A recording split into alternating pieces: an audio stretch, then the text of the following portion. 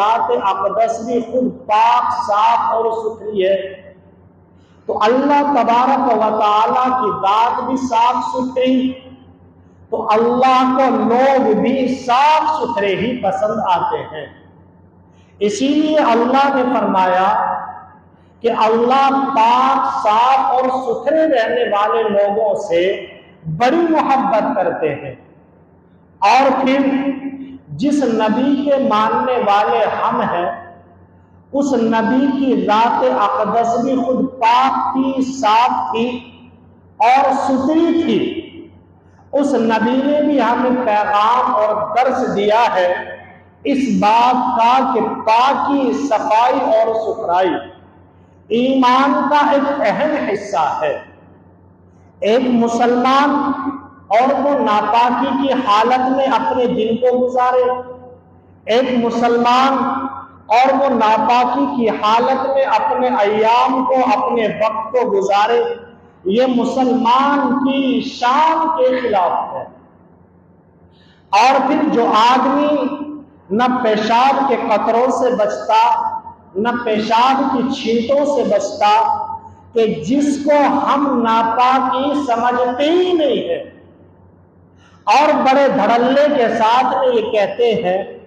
بغیر کسی شرم کے، اور ہمیں یہ بات کہتے ہوئے ذرا بھی شرم نہیں آتی کہ اگر ہم کسی نوجوان سے یہ کہیں کہ آؤ نماز کا وقت ہوا، مسجد کی طرف آؤ، نماز کے لیے آؤ، تو بڑے دھڑلے کے ساتھ میں وہ الفاظ کہتا ہے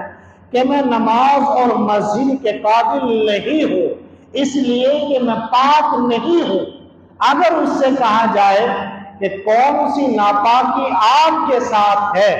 تو وہ یہ شرماتا نہیں یہ کہتے ہوئے، وہ فوراً کہتا ہے کہ میں نے پیشاب کیا اور میں نے پیشاب کے بعد استنجا نہیں کیا۔ اللہ کے نبی صلی اللہ علیہ وسلم کا ارشاد ہے، اللہ کے نبی صلی اللہ علیہ وسلم نے فرمایا کہ آدمی کو قبر کے اندر، جو قبر کے اندر عذاب دیا جائے گا، اس عذاب کی ایک اہم وجہ یہ ہوگی کہ آدمی پیشاب کے قطروں اور پیشاب کی چھینٹوں سے اپنے آپ کو نہیں بچاتا تھا۔ اب ہم نے اس بات کو بھی ہلکے لے لیا کہ عذاب قبر ہے کیا چیز؟ عذاب قبر کوئی ہلکی پھلکی اور کوئی معمولی عذاب نہیں ہے۔ حضرت ابن عباس رضی اللہ تعالی عنہ فرماتے ہیں کہ ایک مرتبہ ایک صحابی حضرت سعد بن معاذ رضی اللہ تعالی عنہ کا انتقال ہوا۔ آپ نے ان کی نماز جنازہ پڑھائی۔ نماز جنازہ کے بعد جنازے کو لے کر آپ قبر کے قریب پہنچے، وہاں جا کر کے دیکھا کہ ابھی قبر کو تیار ہونے میں کچھ وقت باقی ہے۔ آپ قبر کے ایک کنارے پر بیٹھے، آپ نے چھوٹی سی لکڑی اپنے ہاتھ میں لی اور اس لکڑی کو زمین کو اس طرح سے کریدنے لگے۔ تمام صحابہ آپ کی طرف متوجہ ہوئے اور اس بات کا انتظار کرنے لگے کہ اللہ کے نبی زمین سے کب اپنا چہرہ اوپر کی طرف اٹھائے اور ہمیں کوئی پیغام بتائے۔ کچھ دیر کے بعد اللہ کے نبی نے اپنا چہرہ صحابہ کرام کی طرف اٹھایا، آپ کی آنکھوں سے آنسو مبارک نکل رہے تھے۔ آپ نے فرمایا کہ اے لوگوں، یہ قبر جو تیار ہونے جا رہی ہے، اس قبر کے عذاب سے اللہ کی پناہ مانگو، اور فرمایا کہ اگر میں آپ کو قبر کے عذاب کی حقیقت بتا دوں کہ اللہ قبر کے اندر کتنا سخت عذاب میں گنہگار لوگوں کو مبتلا فرماتا ہے، تو تم اپنی بستیوں سے، اپنے گھروں سے نکل کر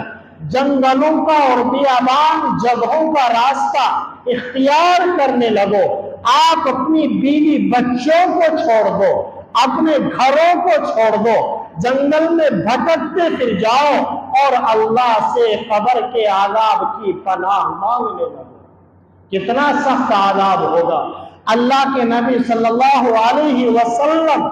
جب بھی اللہ سے پناہ مانگتے تو سب سے پہلے کچھ نہیں مانگتے، اللہ کے نبی فرماتے اللہم آنس وحشتی فی قبری، اے اللہ قبر کے عذاب سے میری حفاظت فرما دینا۔ تو ایک قبر کا عذاب کتنا سخت عذاب ہوگا۔ اللہ کے نبی صلی اللہ علیہ وسلم ایک مرتبہ قبرستان کے پاس سے گزر رہے تھے، آپ کے پاس آپ کے ساتھ چند صحابہ کرام بھی تھے، تو کفار کی چند قبریں وہاں پر موجود تھی۔ آپ قبروں کے سامنے کھڑے ہوئے اور کہا کہ اے لوگوں، اگر میں آپ کو یہ بتا دوں کہ ان لوگوں پر قبر کے اندر کیا بیت رہی ہے، اللہ نے کس عذاب میں ان کو مبتلا کر رکھا ہے، تو مجھے خدشہ اس بات کا ہے کہ آپ اپنے مردوں کو، اپنے اہل و عیال کو، اپنے گھر والوں کو قبر کے اندر دفنانا بند کر دو گے۔ کتنا سخت عذاب قبر کا ہوگا، جو صحابہ کرام بھی اگر تڑپتے تھے تو قبر کے عذاب کو دیکھ کر تڑپتے تھے۔ حضرت عثمان غنی رضی اللہ تعالی عنہ جب قبر کے عذاب کے بارے میں سنتے تو فوراً فرماتے اے اللہ کاش مجھے آپ پرندہ بنا دیتے، اور وہ پرندہ بن کر میں ہواؤں میں اڑتا پھرتا اور اس قبر کے عذاب سے میں بچ جاتا۔ اللہ کے نبی صلی اللہ علیہ وسلم کی حدیث، حضرت عثمان فرماتے اے اللہ کاش تو مجھے مٹی کا ڈھیلا بنا دیتا، میں قبر کے عذاب سے اپنے آپ کو بچا لیتا۔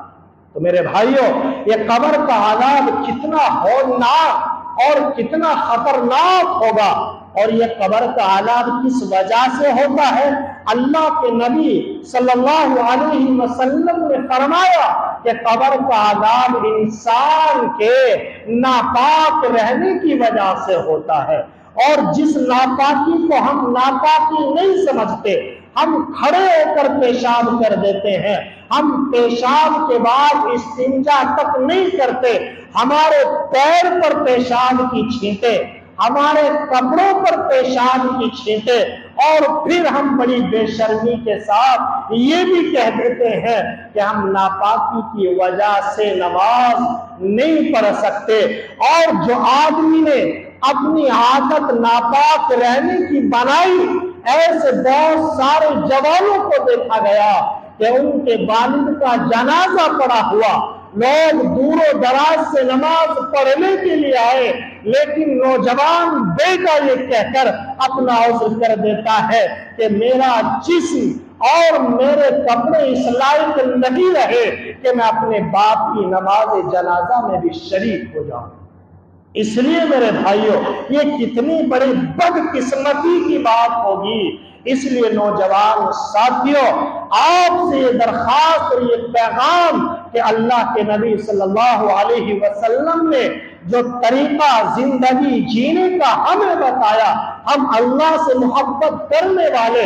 اللہ ہم سے محبت کرنے والا اس وقت ہوگا جب ہم اپنے بدن کو پاک، صاف اور ستھرا رکھیں گے۔ اگر ہم قبر کے عذاب سے بچنا چاہتے ہیں تو پیشاب کی چھینٹوں سے بچنا ہوگا۔ اگر قبر کے عذاب سے بچنا چاہتے ہیں تو اپنی عادت یہ بنانی ہوگی کہ ہم جب بھی پیشاب کریں گے ہم پانی کا استعمال، ڈھیلے کا استعمال ضرور بھی ضرور کریں گے۔ آدمی پاک رہتا ہے، صاف رہتا ہے، جسم کے اندر طاقت پیدا ہوتی ہے، جسم کے اندر جو آلات اور جو کیٹانو انسان کے جسم کے اندر ہوتے ہیں، اللہ کے نبی صلی اللہ علیہ وسلم نے ایسے نہیں فرمایا۔ اللہ کے نبی بڑی صفائی کو پسند کرتے ہیں۔ اللہ کے نبی نے فرمایا تھا کہ اگر آپ شام کا کھانا کھاؤ تو بستر میں سونے سے پہلے اپنے ہاتھ کو اتنا دھو لو کہ کہیں ایسا نہ ہو جائے کہ تمہارے ہاتھ پر لگی کھانے کی چکناٹ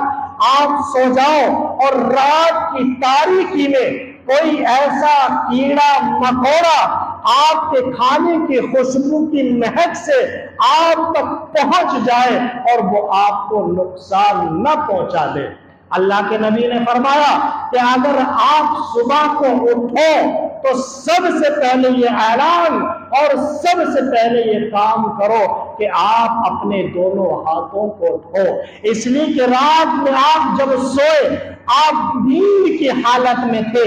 آپ نہیں جانتے کہ سونے کے وقت میں آپ کا ہاتھ کس کس جگہ پر لگا ہے، لیکن افسوس ہم صبح اٹھتے ہیں بغیر ہاتھ دھوئے ہوئے، بغیر کلا کیے ہوئے۔ اگر کوئی دلباغ کھانے کا عادی ہے تو دلباغ سے اپنی صبح کا آغاز کرتا ہے، اگر کوئی بیڑی پینے کا عادی ہے بغیر بستر سے اٹھے اپنے ہاتھ میں بیڑی لیتا ہے، اگر کوئی چائے کا عادی ہے تو بغیر ہاتھ اور کلا کیے ہوئے وہ چائے سے اپنے صبح کا آغاز کرتا ہے۔ میرے نبی نے فرمایا نہیں، سب سے پہلے اٹھنے کے بعد آپ کو اپنے دونوں ہاتھوں کو دھونا ہے، آپ بیماریوں سے محفوظ رہو گے۔ آپ کو کلی کرنی ہے، رات میں آپ سوئے نہ جانے کس کس طرح کی فضائیں اور ہوائیں آپ تک پہنچی ہیں، آپ کے منہ کے اندر بھی کوئی کیٹانو جا سکتا ہے،